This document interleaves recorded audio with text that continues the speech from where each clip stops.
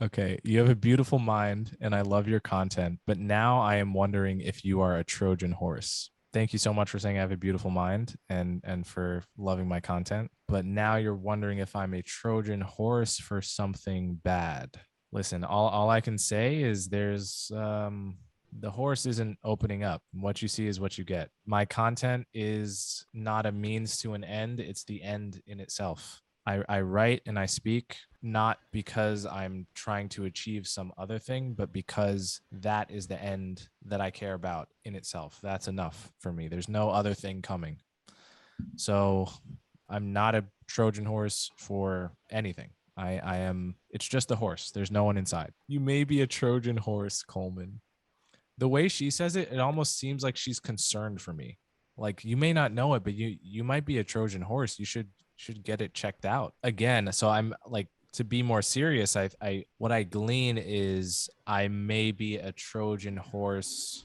Maybe the better analogy is a gateway drug. Is that what they mean? That it maybe I'm a gateway drug to a kind of thinking that isn't what I'm offering, but is worse? Or that's the only way I can make sense of the criticism or of the worry. Again, what I would say to it is there is just keep watching. You'll see that I'm not a Trojan horse when nothing comes out the horse, and I just continue trying to think out loud about things that are interesting and matter. That's the point. There's nothing else that's coming that's going to be weird or bad. And as far as the worry that I might lead someone to someone worse, well, if that's a reason to not speak your mind, then no one should ever speak their mind about anything, right?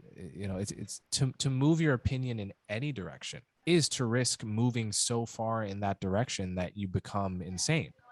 But if the criticism is moving my opinion in this direction risks moving it way too far in that direction, well, then your beef is not with me, it's with changing one's opinion in any direction ever, which I think is totally, that's not, you can't actually hold that view and be a person that wants to engage with ideas and be open-minded. So you have to take that risk. Though I'm extremely surprised about your choice, I'm far more surprised about how respectful the comment section is. I respect your choice, but correct me if I'm wrong. Your argument isn't based on a better candidate. It's based on, quote, appeasing the left. All right, a couple of different things in there. This person is surprised by how respectful my comment section is. Well, they are clearly not aware of how sophisticated my fan base is. That much is clear. Listeners to Conversation with Coleman, I think every podcast you listen to, your IQ goes up by 5 and your temperament becomes more agreeable by 10%. That much I can say is a solid fact. I'm proud of you guys for having a civil comment section. The internet needs way more of that because there are important conversations to be had and too little good faith on the internet. But no, I mean, my argument in favor of Biden wasn't just about appeasing the left. It was also about the character of the respective candidates. Now, Biden is shaping up to not be a very good president. And it's even possible at the end of 4 years of Biden, he'll have screwed up so badly that it actually makes my choice to vote for him seem like the wrong choice. Like I'm open to that being true, and we'll have to see. And it's, coming off his massive Afghanistan blunder, it's easy to see how that could be true, but it's also easy to see how the Afghanistan blunder might just be the black mark on an otherwise decent presidency. Interesting take, but you read your text like someone's pointing a gun to your head. Well, there actually is someone pointing a gun to my head all the time in my apartment just behind the camera. So PK Belly was very perceptive. And if you hear this, please save me. Okay, number 7, Coleman Hughes. This class act was invited to speak at Congress at the Congress HR 40 hearing. I wonder whose idea it was to legitimize him. Well, I've been legitimate since day one, and it was my idea to legitimize me. So that answers that. Secondly, listen, sometimes you got to film a video on a subway pole in New York. And if you don't understand that, you're probably not a real New Yorker. That's all I have to say about that. Coleman Hughes is a charlatan. No one in our community respects him. We don't respect black thought leaders who have more white fans than black supporters. Imagine if Ali, MLK, Malcolm, etc. had more white fans than black supporters. I would love to see the breakdown of Who Bought Between the World and Me by Ta-Nehisi Coates, and to see if Fosi or Rara would object to the fact that the people buying that book were more white than black. I'm curious to see if he would apply the same standard. This is a classic tactic that is used, unfortunately, in the Black community and in other ethnic groups as well, to silence people that aren't towing the line of the group, which is to say, the group doesn't respect you. This person implicitly claims to speak for all Black people, and this is the kind of thing. It's sad that this somehow works, by which I mean I think actually a lot of Black people have the kind of opinions that would run afoul of this kind of person and self-censor because they want to be invited to the barbecue or whatever. And not only that, I would say almost every Black person has at least one opinion that is not barbecue sanctioned. Of all the topics in the world, pretty much everyone who's thinking for themselves, there's at least one thing, even if it's small, that is not a barbecue sanctioned opinion. I happen to have a lot of not barbecue sanctioned opinions, and I don't care. But I do think that, like, the whole notion of you're kicked out of the tribe because of like, the second someone starts speaking that way, I instantly lose respect for their mind. And it's not just true of Black Americans. It's true of every group that has a kind of tribal culture. There will be these taboos, these sacred beliefs that you're supposed to hold that may or may not really be reasonable, or and that you may want to question. And you're going to be told you lose membership in the group if you question these things. And to me, that's a Neanderthal mindset. That's a caveman mindset. If you have any kind of respect for reason and the ability of people to think through things on their own, then you have to resist this kind of thought policing. It's boring, and it does not actually lead to good outcomes for the group in question. Black Americans want reparations in cash payments, whether you like it or not, Coleman Hughes. Whether you like it or not, Coleman Hughes. Yikes. At Coleman, you are the one that is a moral mistake. How dare you say on Moist Lamont Shill show that reparations was a moral mistake? How dare you? J-Dog FBA. Well, I could tell you were really feeling that tweet by how you didn't spell anything correctly. So I could tell that was a passion tweet. That was a crime of passion right there. Moist Lamont Shill. I'm realizing now that was on purpose. I think this person is also throwing shade at Mark Lamont Hill. I thought that was a typo at first, but that's actually he's just also throwing shade at Mark Lamont Hill in a tweet that is mainly throwing shade at me. Moist Lamont Shill. So he has Moist Lamont Shill, but he couldn't come up with anything for Coleman Hughes. There's a lot of stuff that rhymes with Coleman Hughes. And this person put in almost no effort, but came up with Moist Lamont Shill. That's the first thing that's confusing about this tweet. Okay, Lee Jacob. Coleman Hughes is a bought and paid off flunky for the white supremacist. We must recognize our enemies with blackface. Listen, if I'm bought and paid off, I'm still waiting on that check. That's all I'm saying. The check never came. We must recognize our enemies with blackface. Does he mean I'm a white person with blackface? Because then why would the white supremacists have to pay for me? If I was already white to begin with. Like, if I'm white to begin with, they shouldn't have to pay for me. But if I'm Black, then they'd have to pay me off as a flunky. But then I wouldn't be in blackface. So my main gripe with this is the lack of internal logic of the tweet. I'm fine with the points he's making about me. And if he ever finds a check with spare money that's not doing any good, and he wants to send it my way, he's free to do so. But in the meantime, he should work on the internal logic of his biting tweets, because that's what really makes the difference between a very good snarky tweet and a mediocre snarky tweet, is that the internal logic is sound. Okay, Pinkerate. As I said on my blog, Coleman Hughes is a race science apologist. Here he is promoting Charles Murray's latest race bullshit on behalf of their mutual employer, Charles Koch. Wow.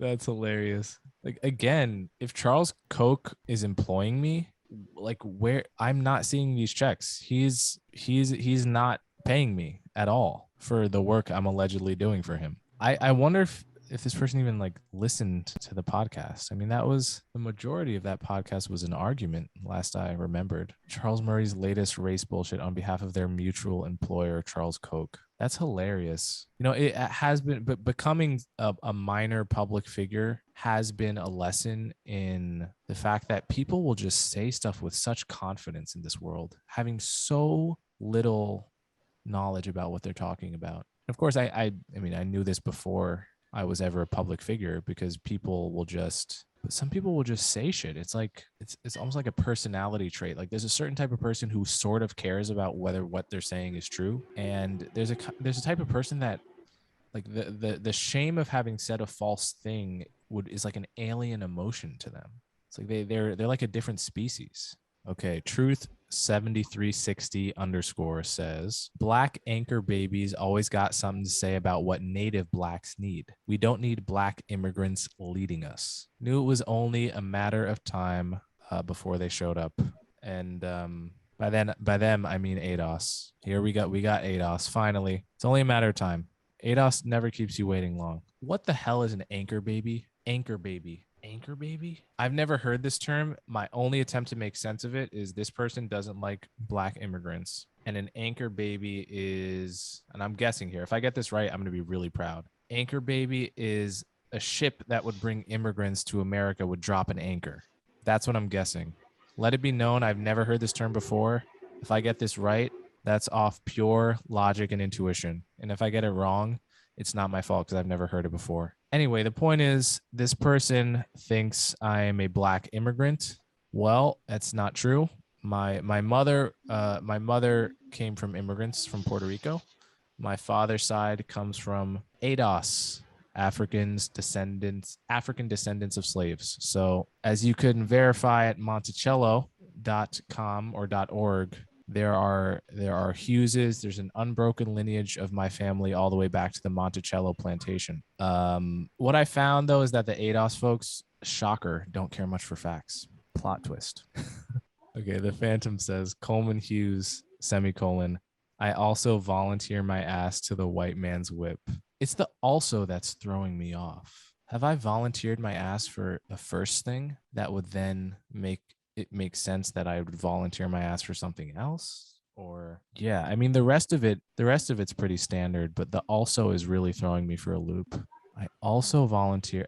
I'm also trying to figure out where the emphasis in the sentence is. So is it I also volunteer my ass to the white man's whip, or is it I also volunteer my ass to the white man's whip?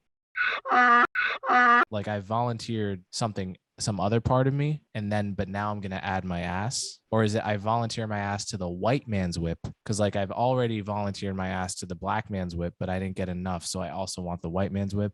Or is it I also volunteer my ass to the white man's whip because I volunteered my ass to him for some other purpose, but then also his whip can. There's so many possible meanings of this. And that's the beauty of language. Okay, Theo Long 666 says, Coleman Hughes, the guy who spent a year fear-mongering wokeness, Kendi, and CRT and never mentioned Tucker Carlson, MGT, or the radical right terror threat. History won't be kind to the brother. So right off the bat, I spent more than a year fear-mongering wokeness, Kendi, and CRT. I spent several years fear-mongering wokeness, Kendi, and CRT. But no, in all seriousness, I have talked about the threat from the right. I don't know that Theo Long how much of my content Theo pays attention to. It seems his attention span is not quite as long as his last name would suggest. But if he pays a little more attention to the full breadth of conversations with Coleman, I think he would be less inclined to make that criticism.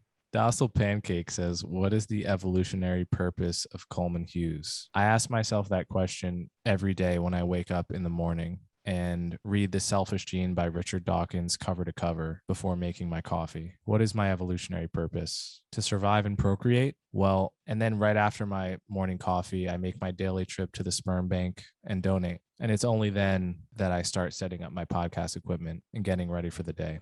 So Docile Pancake, there's your answer. Deutsch Drathar, replying to Sully Dish, says, oh, look, it's Coleman Hughes, who is Andrew Sullivan, new black friend. Is there anything more desperate than some schmo looking into a laptop camera complaining that someone won't come on his lame ass podcast or whatever that hot mess is? Okay. Okay. Trying to make sense of this. Yeah, I am Andrew Sullivan's new black friend. What's wrong with that? He's a cool guy. I like him. And I'm black and I'm friendly. So if you add all that together, anyone's friend that I now become is I'm gonna be their new black friend. And I think that's okay. Because it's just adding the meanings of concepts together. I'm always gonna be black and I think I'm always gonna be friendly. So, nothing to be ashamed of. I mean, you might as well say Andrew Sullivan's my new gay friend. I don't have that many gay friends, so you could reverse it and just say he's my new gay friend.